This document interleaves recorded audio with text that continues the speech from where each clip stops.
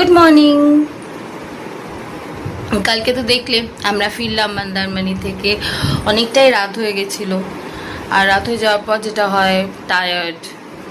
যাক, তোমাদের সাথে কালকে ফার্স্ট ব্লগটা দিয়ে এডিট করে টোরে শুতে শুতে আমার বেশ রাতই হয়ে গেছিলো।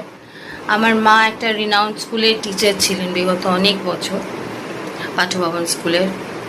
তো এখন ওখান থেকে রিটায়ার করে মা নিজের একটা স্কুল খুলেছে। স্কুলটা হচ্ছে, তোমরা চিনবে নিশ্চয়ই যারা যারা সাউথের দিকে থাকো। ওটা হচ্ছে ব্লুমিংডেল একাডেমি, একদম কি বলবো তোমাদের, বিনায়ক এইসব সাইডে আর কি, রুবির দিকে। আমরা থাকিও রুবিতে। তো যাই হোক আর কি, মোটামুটি মা চলে গেছে স্কুলে, যেহেতু মা নিজে মা স্কুলে হেডমিস্ট্রেস। আর ছেলে আছে কলেজে বেরোবে, মেয়ে চলে গেছে সকালে। আমার মেয়ে পরে তোমার বিএসএস। আর আমি তো এখন আপাতত হোম মেকারই, প্রায় বাড়ি রান্না বান্না সব কিছু। তোমাদের একটা কথা বলার আছে যে আমি যেখানে থাকি বা সেটার একটা ট্যুর তোমাদের তো নিশ্চয়ই দেবো, কারণ বন্ধুত্ব যখন হচ্ছে, যখন করছি, তখন সব কিছু ডিটেলসে তোমাদের জানাবো, তোমরাও তোমাদের সাথে শেয়ার করবো। রাদার আমারও খুব ভাল লাগবে।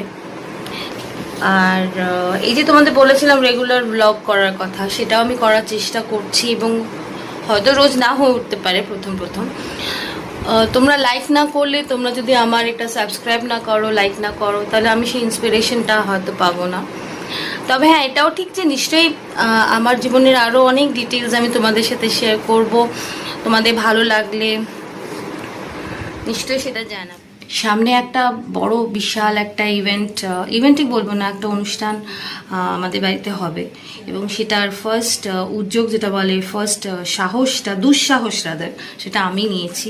মনে মনে তো খুবই ভয় লাগছে, সবই তোমরা জানতে পারবে খুব তাড়াতাড়ি।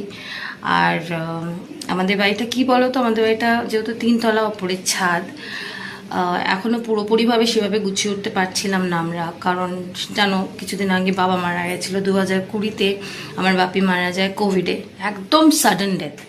মানে বাপি নেই, আমাকে আর আমার মাকে আর আমার ছেলে মেয়েকে না বুঝে উঠতে আমাদের লেগে গেছে প্রায় 2-3 বছর।